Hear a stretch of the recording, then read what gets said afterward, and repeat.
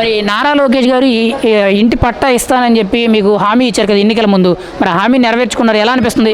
నెరవేర్చుకున్నారు, ఖచ్చితంగా నెరవేర్చుకుంటారు కాబట్టి ఆయన గెలిపించాము, ఆయనకే ఓటేసాము, వేస్తాము, ఆయన్నే గెలిపిస్తాము.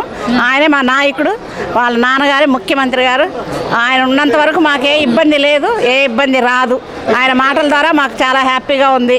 ఓకే, మరి ఇక్కడ ప్రధానంగా చూసుకుంటే నారా లోకేష్ గారి మీద ఇప్పుడు చేతుల మీదుగా పట్టా అందుకున్నారు కదా, అసలు ఏంటి స్టేజ్ మీదకి వెళ్ళారు, ఆయన కలిశారు, ఆయనతో ఫోటో దిగినట్టున్నారు, ఎలా రిసీవ్ చేసుకున్నారు, అసలు మీకు ఏమేమి ఇచ్చారు? చాలా సాధారణ మనిషిలాగా సింపుల్గా ఏదో హుందాగా చాలా బాగా రిసీవ్ చేసుకున్నారు. ఆయన గర్వం అనేది లేదు, ప్రజల నాయకుడు, ప్రజల్లాగే ఉన్నాడు.